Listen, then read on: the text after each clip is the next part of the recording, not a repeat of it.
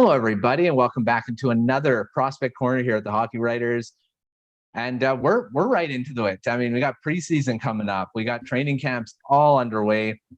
Prospects trying to make the team, trying to impress coaching staff and management and all that. So fun times to be had around the NHL. So, of course, joined in by my co-hosts, Devin Little and Peter Baracchini.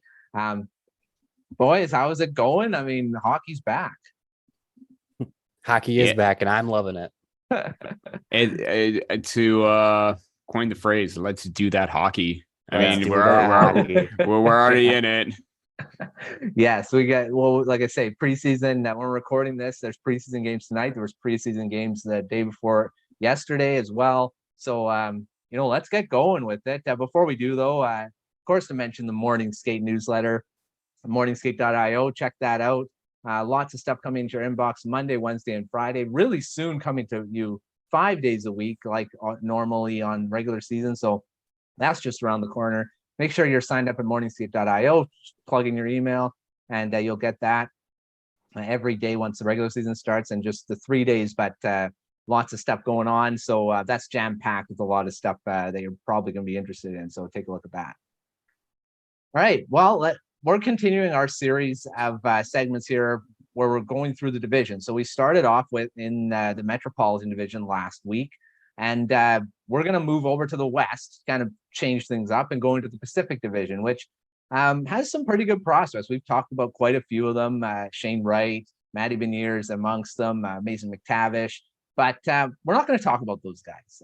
Like we did in last week, we're going to talk about more of the under the radar guys that you may not have heard. I mean, some of you may have, but they're not the guys that we're always talking about. So we're going to do that first, and we'll start with the team that won the Pacific Division last year, Calgary Flames, who they've got quite a few changes to their roster. Not many room for prospects kind of come in this year, but they do have a pretty good pool to kind of draw from. So Peter, tell us one prospect from the Calgary Flames that people should be watching out for that are not the big names out there.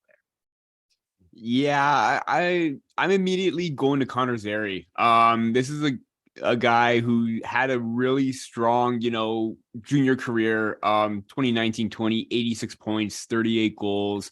Obviously, the COVID season had 24 points in 15 games, and then made the transition, or it seemed like a really smooth transition to the AHL that season with 7 points in 9 games.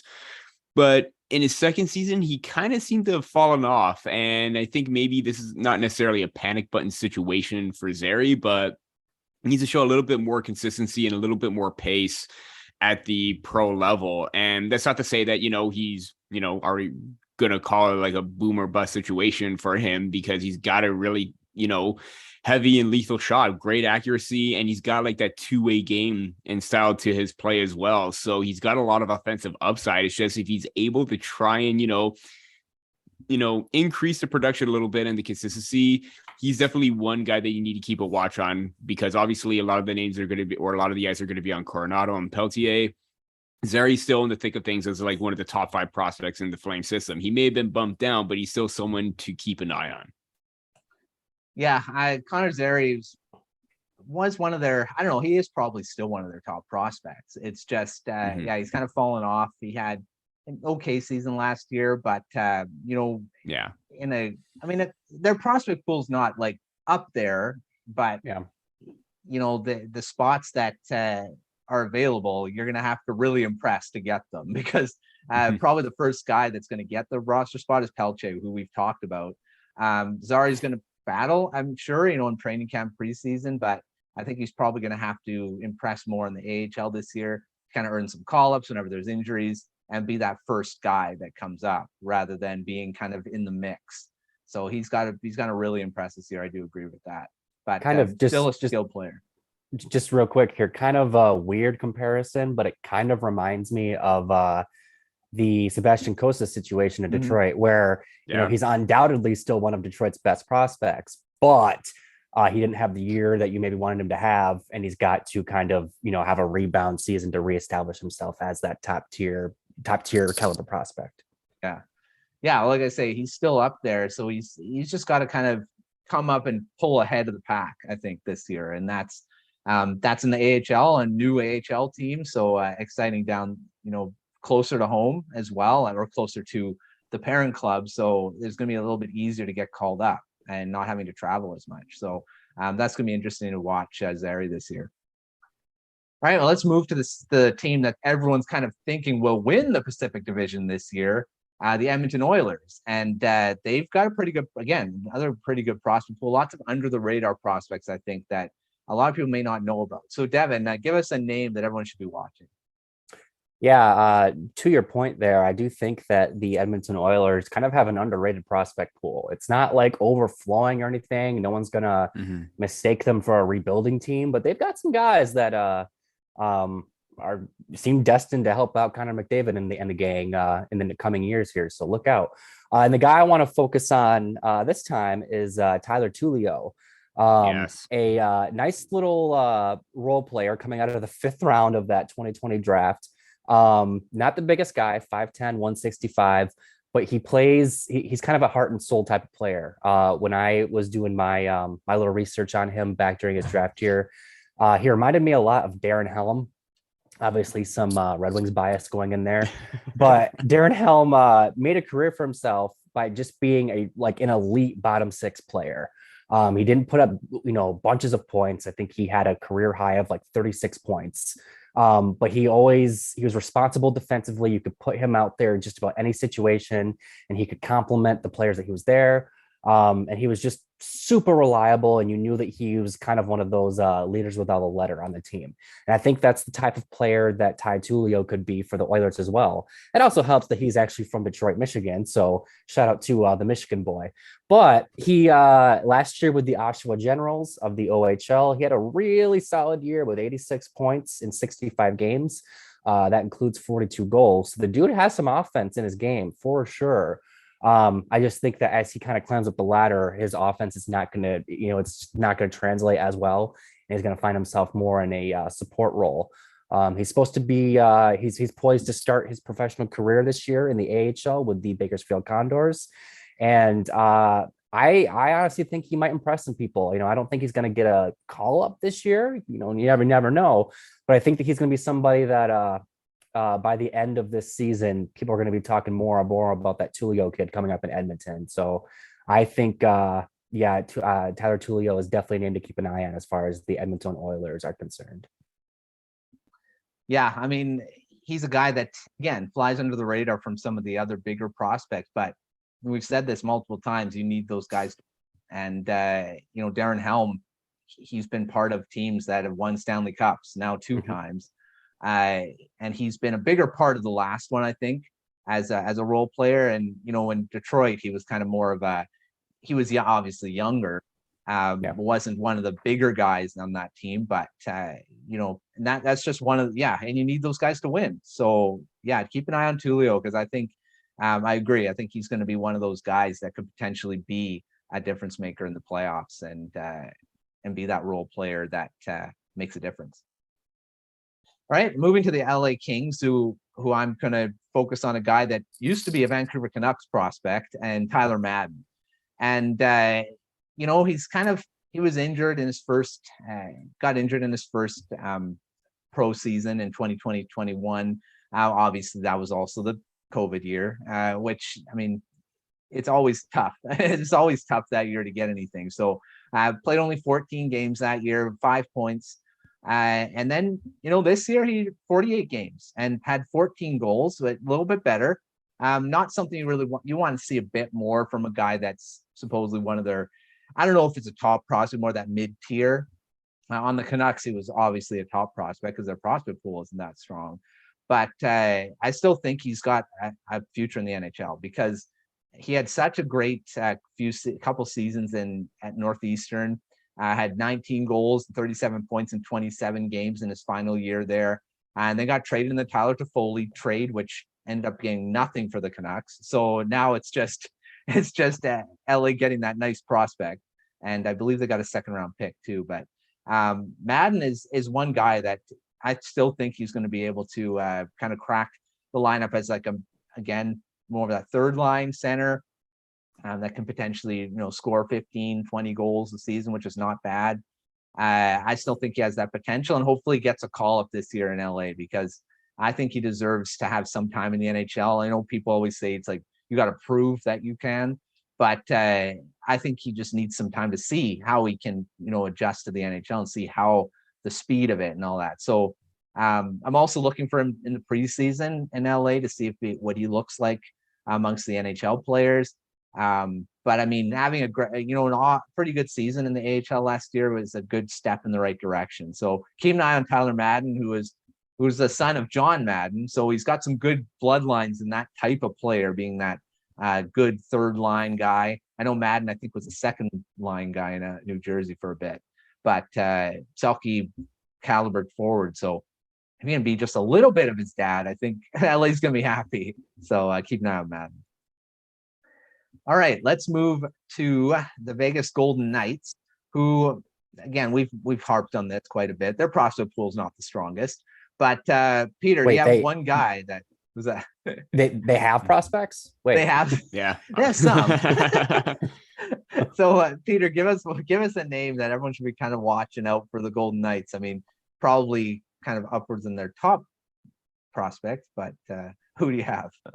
Yeah, I mean, I can still talk about Brandon Breeson, Lucas Cormier, Zach Dean, their top prospects, but I'm still going to go with the underrated route. I'm going to go with Kaedan Korczak as one of the players to watch. Drafted 41st overall in 2019.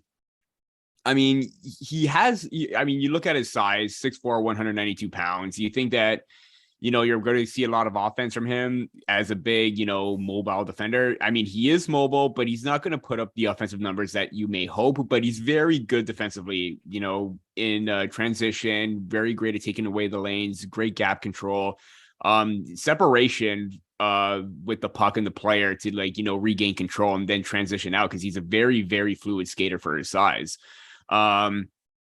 Obviously, when you look at players like that, you may want to see him in like a top 4, bottom 6 kind of role in that 4 to 6 range. When I see him play, I kind of think of, kind of like a Josh Manson kind of player, where the offense may come up at some point, but the defensive game is already there. And obviously he's going to be a few years away, but he's already got the defensive foundation set to be a really great defensive, transitional, mobile kind of defender. I know that's like 3 kind of players into one, but he is really great with his skating. So the fact that he's got his defensive game going, I think he's a really underrated prospect to watch in the Golden Knights system. Granted, they have traded away all their top prospects to win now. Still got a lot of good names, but I think he's more in that like 5 to 10 range in the terms of their prospects, but still someone to keep an eye on. Yeah, Korczak is the guy I've kind of tracked a bit, because I like this game too. So I really liked him in his draft year. Yeah. I think that's probably where I kind of look back to too. So they got to stop trading their prospects, like we've said. Yeah. Times. They keep Brendan Breeson for sure. Don't trade that guy away. He's going to be really good. So I mean, they got some guys. So don't they got to keep them. Don't ruin it. Yeah. Don't ruin it now. Yeah. So that's going to be a storyline until they stop doing that. All right, Devin, we'll talk about the Vancouver Canucks. Give us a prospect that everyone should be watching. It's kind of an under the radar. This is a team that doesn't have a really strong pool, but they do got some interesting guys that could potentially do something in the future. I wonder how you came to that conclusion, Matt. Anyways, let's see. The player that I want to highlight for the Canucks, his name is definitely his name is something that you would say when you watch him, when you would have watched him play in juniors, and that would be Woo, Jett Woo. This is a guy who was drafted early in the second round. I believe it was 2018. I thought it was 2019. Oof, he's been around for even longer than I thought. Yeah. But yeah, early pick, 37th overall. And when you pick players that high, you're usually expecting them to become something, right? Something. And to this point in his career, his trajectory is kind of dipped, and that's not what you want to see from players drafted that high. This is a player who kind of made a name for himself in his draft here for not only having some pretty good offense from the blue line, but also wasn't afraid to get physical and play, play the nastier side of the game. That's kind of what made him, beside his really cool name, let's face it. Yeah. One of the reasons why people were kind of drawn to him was just the style of game he played. So fast forward now to his pro career, where he's played 70 games in the AHL. Mind you, some of that comes from that weird COVID year where no fans were in the building and it's kind of half a season. So it's, take that with a grain of salt. But he's only got 13 points in those 70 games. And he hasn't exactly looked like this kid who's knocking on the door of the NHL. In fact, quite the opposite. He looks like somebody who maybe is on the fringe of the lineup of the AHL. And that's not where you want him to be. I think for him, this is a player to watch because time's ticking, right? I just saw it when I started. I thought he was a 2019 draftee. He's a 2018 draftee. He's been around. He needs to, this is his time. He's got to step up. I don't think he needs to be an NHL player by the end of this season, but he needs to be a consistent player at the AHL level for the Canucks to, seriously consider keeping him around, for, at least the foreseeable future. I think he still has it in him. Any player that, has shown the offensive capabilities that he's shown and already plays an adult game. By adult game, I mean he hits people. I think you've got a foundation of a player who can play every day, but he's just got to take it to the next level. Like I said, tick tock, because his chances, at least in the Canucks system, are probably running out, and this may very well be his last real shot at sticking around in that specific organization. Yeah, Matt, you can fact check me on that.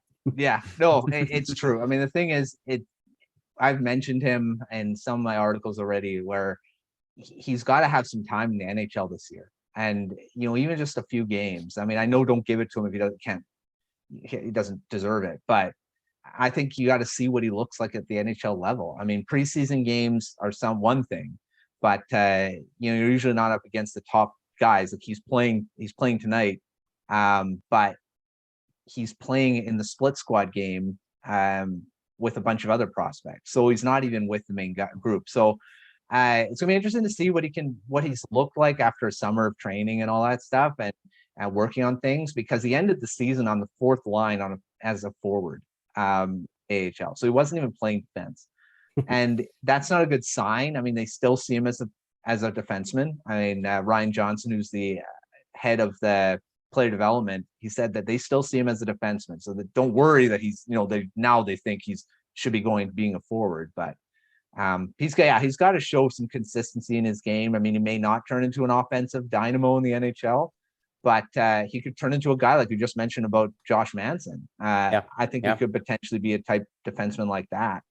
Doesn't put up a lot of offense, maybe occasionally, but he's got size and that physicality, and that's what we want to see. And he's also right-hand shot, which is something that the Canucks need this year. And if he can actually establish himself as something, that'd be a really good thing for the future. Okay, I've got the San Jose Sharks, and it just happened to be I got two California teams. So I'm going to focus on a guy that was a first-round pick, one of the last picks of the first round, Ozzy Wiesblatt. I believe we had him on a top 100 list last year. I don't think he was on this year's. But he's coming out of, he played 6 games in the COVID year with the San Jose Barracuda because they could have junior players playing for them at that point. But went back to the Prince Albert Raiders this year and had only 10 goals and 41 points. So he had a bunch of assists in the 43 games he played. But he should be transitioning to the AHL this year. And it's going to be interesting to see if he can, bring that back, that game that he had when he was drafted, which I believe it was a 2020. Yeah, 2020 draft. And that draft year, he had 25 goals and 70 points. And he kind of went down a bit. I mean, he had a pretty good year in the 2020-21 year, 28 points in 23 games in that shortened season. But, for a guy that's supposedly a really high-end offensive player, he's got to be scoring a bit more goals. And, his playmaking, that's great to see, that 31 assists. But he's profiled as a creative offensive player, should be scoring some goals. So it's going to be interesting to see how Wiesblatt kind of fits in, because San Jose needs that. They need some prospects. I know, Eklund is really good. I mean, he's probably their top prospect, but they need some more kind of pushing up there, because San Jose's got a bunch of older guys that are kind of getting phased out. Their rebuild, I don't know if it's a rebuild right now. It's more of a retool, maybe. They're hoping it's a retool, but they need some prospects to kind of step up to make it that it's not a rebuild. And Wiesblatt's one of those guys for me. A little undersized, 5'10", but there's so many 5'10" guys in the NHL that are high end offensive players. So I think Wiesblatt's going to end up being a good guy for the San Jose Sharks, but it's going to be interesting to see how he does in his first full season in the pro level, when he's actually supposed to be playing there, because he's now 20 years old. So he'll be playing there. We'll see what he does in San Jose, their AHL team, and hopefully maybe some time in the NHL too. All right, Peter, let's go to the Anaheim Ducks. Going through the California teams. Again, we've talked about the Ducks as having a really strong prospect pool, lots of top names. Who do you have as everyone should be looking out for that's not one of those big guys? Yeah, and unfortunately, I'm not going to talk about Olin Zellweger, so don't worry about that, even though I want to. But hey, I am going to go with a player that I had 46 overall in my final rankings for the 2022 draft and was taken 42nd overall, and that is Noah Warren. I am a big fan of his game. I wrote his profile for his draft last year. And the more that I watched him, the more I fell in love with his game. He has that offensive potential. It hasn't quite broken out just yet. And even when I talked to him at the combine, that was one area of emphasis that he wanted to focus on, being a little bit more offensive. And he's got the skating, the transitional play, and the breakout passing to be a bit more dynamic offensively. And I think at some point in the next year or two, that could possibly happen, because he does have that foundation. Obviously, when you look at him, he stands out, obviously, with his size, 6'5", 225 pounds, very physical, very great defensively in his own end. Obviously, the long reach and stick to break up plays.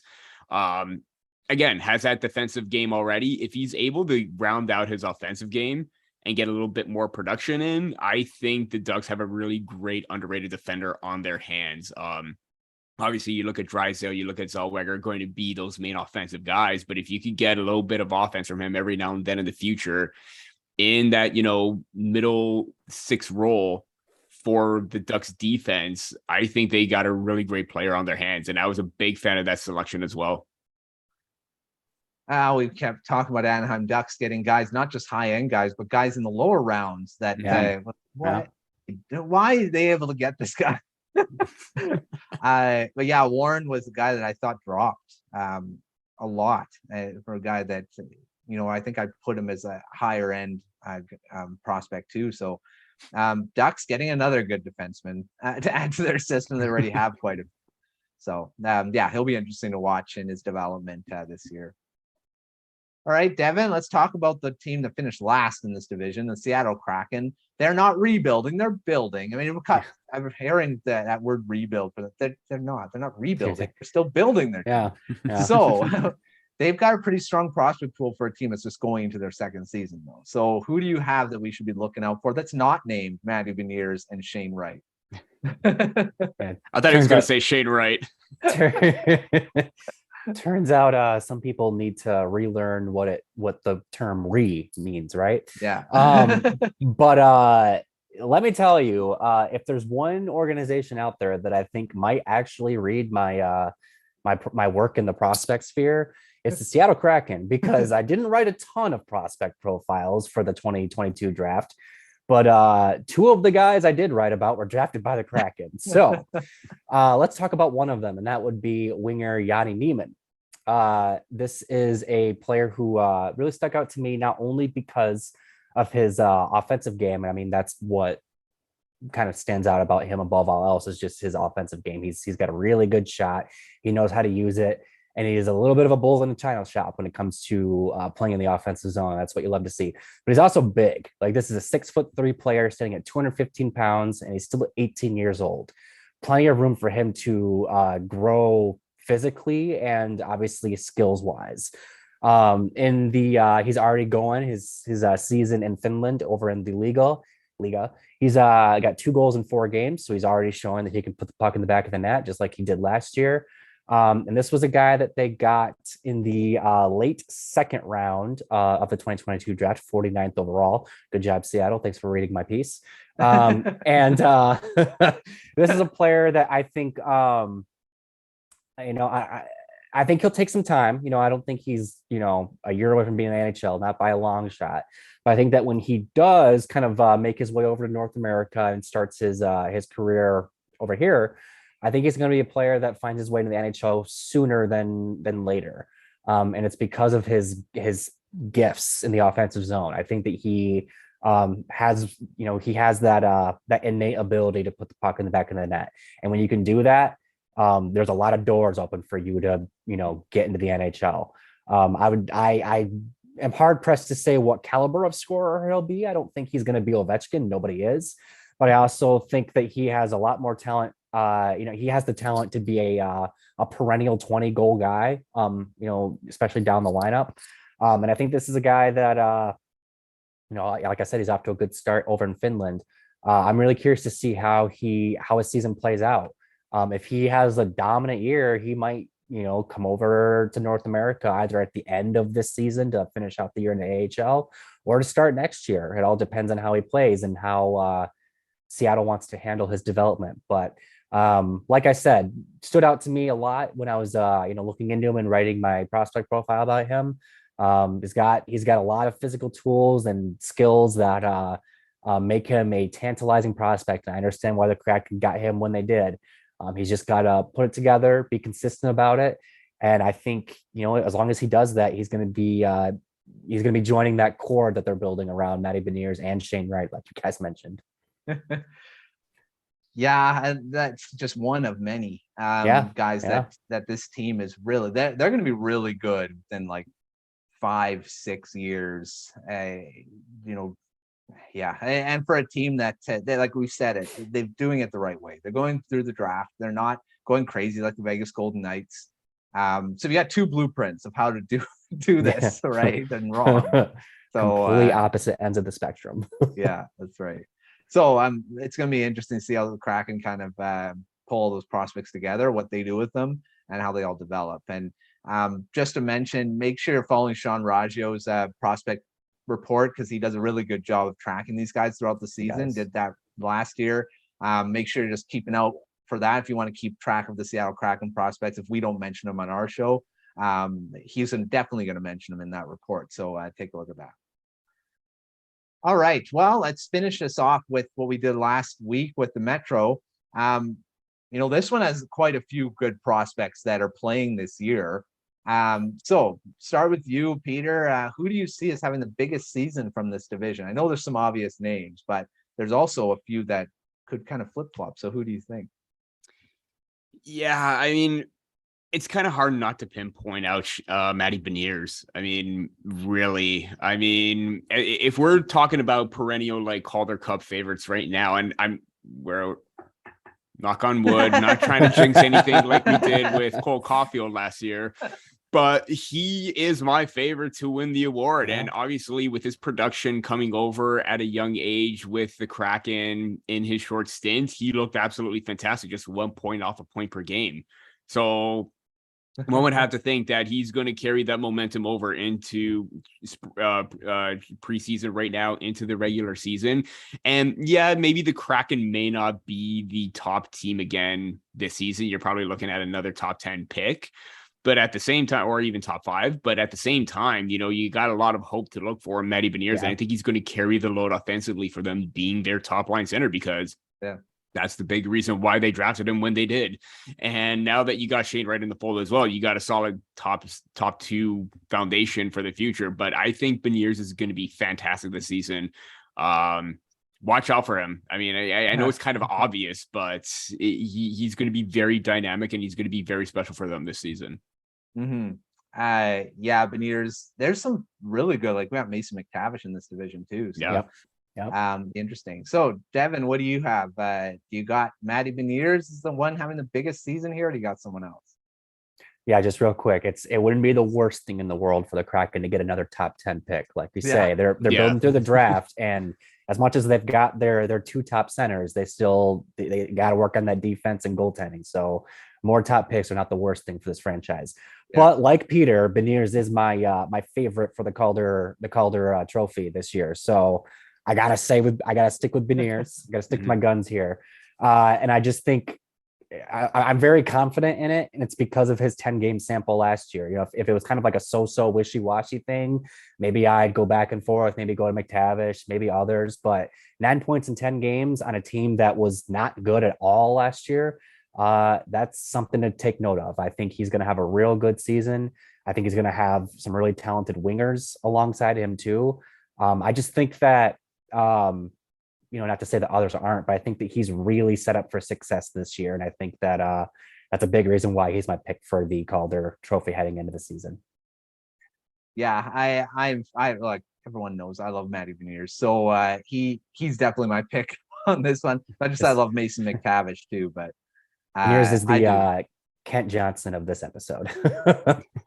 Yeah, Matty Beniers. He is just so good. I mean, not just the fact that he's good offensively, it's that defensive game that's going to go that two-way game. And that's why he's going to be good this year, because he can be relied upon defensively too. So definitely a guy that you should be watching. If you're watching the Kraken, you're going to be really excited to watch Matty Beniers. All right, well, that's the Pacific Division. Lots of good prospects in there. Lots of under the radar guys that keep track of throughout the season. We'll keep track of them as well. We'll go back and kind of go, maybe a midway season point, do this again and see where these guys have fallen. So see what they're doing. All right, back going to our quick fire round. This time I am handing the hosting duties over to Devin, who crafted the questions this time, and I have no idea what they are. So I'm now in the dark. So Devin, take it away. Oh boy, I'm so excited for this. Our second edition of this quick fire in Prospects Corner. So hopefully I get to make you sweat there, Matt. Let's jump right into it, boys. Question number 1, and Matt, I'm gonna make you go first. Cool. Just talked about Matty Beniers, so we'll lead off with the Kraken. Between Matty Beniers and Shane Wright, who do you think has the best chance to be the Kraken's next captain? Holy. I'm sticking with Matty Beniers here because, they both have great leadership. They both, obviously captains in their junior careers and stuff like that. But I just find Beniers is a bit more of a presence at this point. I think they may end up being, I'm not going to say both. They can't be both captains, but unless they trade one of them away, it would be dumb. But so Matty Beniers, I'm going with Matty Beniers. Sounds good. Peter, what do you think? Yeah, unfortunately, you're looking at Matty Beniers, and obviously he's got the seniority over Wright. You may see Wright get the 9 games, but I think going to junior may be the best bet for his development. But based on what he was able to do and the leadership qualities that he already brings, Matty Beniers for center, but Shane Wright's going to get a letter. Yeah. I for myself, pretty much any other team Shane Wright could have gone to, I would have said, oh man, he's going to be their next captain. But unfortunately, Matty Beniers is already there. And I think Beniers reminds me a lot of Jonathan Toews at his age. And obviously we know Jonathan Toews has been the captain of the Blackhawks for an entire generation. So I could see that being Matty Beniers as well. Peter, we'll start with you on question number 2, shifting over to the Oilers now. Rumor has it that the Oilers are one of the big teams that are targeting Patrick Kane this year. So what prospect would be the centerpiece of the Oilers offer for Patrick Kane? Ooh. Yeah, that's a big one. You're obviously looking at probably Dylan Holloway as your top name. Obviously, there's a little bit of concern around him because he's dealt with injuries in the past, but he's got that power forward like mentality with his speed and his agility. He's just absolutely so quick. And I was high on him in his draft year. Again, wrote his profile. Loved his game. Seemed to pick it up in his sophomore season, but then the transition, injuries. But the potential still remains for him. And I think you're going to look at Dylan Holloway, maybe Xavier Bourgault, but Dylan Holloway is the main one. And I probably went a little bit longer, but Dylan Holloway. Matt, what do you think? Dylan Holloway is a big one. I think Broberg will be in that as well, because they are looking, I think the Blackhawks are more looking defense, maybe. I mean, they're going to need a lot of stuff, but either Broberg or Holloway would be a big one too. Yeah, and for me, I think it depends on if Jesse Puljujarvi is part of the deal, because I think if Puljujarvi's in there, I think then you steer towards Broberg as the other guy in that deal. Whereas if Puljujarvi's not in it, then I think it's Holloway all the way. But yeah, either way, they're gonna give up somebody good. You don't get Patrick Kane on the cheap. Yeah. Matt, we'll go over to you. Starting first for you. I'm not going to go first. Come on, I'm the host this time. Matt, you're going first on question number 3. Vegas this time. Which Vegas Golden Knight prospect is most likely to be a part of their future? So who's not getting traded? Who's not getting traded? Holy. Well, I mentioned him already, Brendan Brisson. I think that they're pretty high on this guy. I mean, it's hard to gauge them, what they do, because they trade away all their main guys eventually. But I think Brisson's going to be the one that's going to stick, and they should. Peter, what do you think? The logical answer would be to be determined, because we don't know what they're going to do.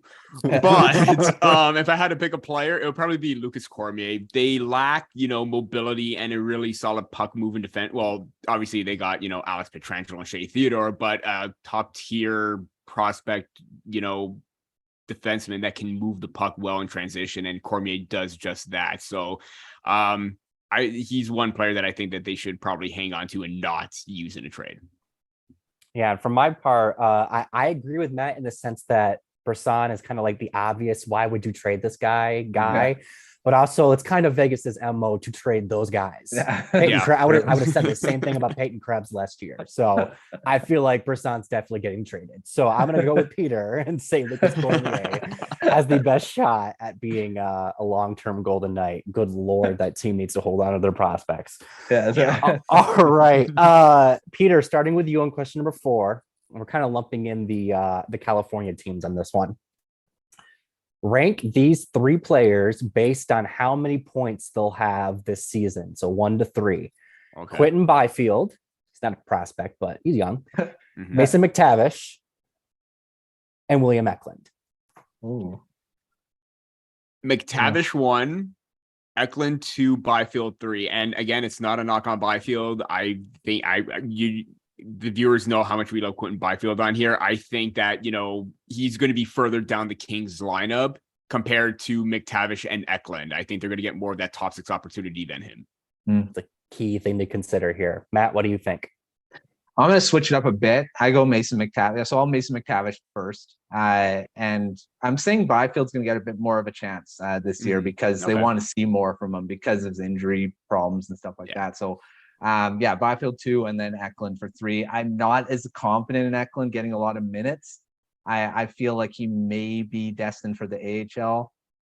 I don't know. So I'm going with Eklund as 3. For me, I'm sticking with Matt's order, and the main reason why is because I am the least confident in the Sharks team as a whole. So Eklund just doesn't have the same amount of talent to play with and get points with as McTavish and Byfield have. And I do think that McTavish is going to have a real good year. He's probably going to be Beniers' biggest challenge for that Calder trophy. So I do think he's tops out of that list. And then, like you said, I do think the Kings are going to give Byfield every opportunity to really start realizing that potential of his, because Lord knows he has limitless potential. He's just got to make it happen. Yeah. And then last question, we're going to go back up north to Calgary. And Matt, we're starting with you on this one. Where will Dustin Wolf play more games this season? The AHL or the NHL? Oh, I want to say the NHL, but I think they're going to have Vladar as the guy, and I think better for development is Wolf in the AHL. So I'm going to say he's playing more in the AHL and dominating that league again. Peter, do you agree? I do agree, but it wouldn't surprise me if Wolf kind of plays his way into the lineup at some point and forces the Flames' hands if he does play well in the AHL. Yeah, the key wording in this question is where does he play more games? Not, where does he end up? Yeah. And I do think he plays more games in the AHL, but I do agree with Peter that I think he works his way up at some point. I would not be surprised if he's the backup during the playoffs to Jacob Markstrom. Yeah. And that's it. You guys survived the my first quick fire as host. Good job. I see that bead of sweat there, Matt. You can wipe that off. You made it. Yeah. Now let's I guess now let's go talk about some prospects of the week. Who wants to go first? I can go first. I'll go first on this one. I'm going with Danila Klimovich, and this is a Vancouver Canucks prospect. I think he's going to be really good this year. This guy you got to watch in the preseason because I mean, if you didn't watch the Young Stars tournament in Penticton, he was electric. I mean, he was probably the best prospect there of all the teams. I mean, I know Dylan Holloway was good, but Klimovich was like, he made this one ridiculous pass that I still am like, what the heck? Like this, that's an NHL caliber pass. And all Nielsen had to do was just put it in the empty net. And that's, and he had a lot of time to do it because of that pass. So really showed off his playmaking abilities. He looked a lot more mature game from him. He still has a heck of a shot. I think he's got an NHL caliber shot already. I really want to see him in the NHL this year, but I don't think they've got the room unless they trade some guys. But I'm hoping he gets some call-ups because he's going to be, I think, one of their top scorers in the AHL this year. So keep an eye on Klimovich. As much people watched him in the under 18s that one, in his draft year, and that's why he jumped up to the second round and why the Canucks drafted him. Wasn't the only reason why, but they saw him elsewhere. But he's got some skill, and so watch out for Klimovich this year because he's going to probably be on a few highlight reels.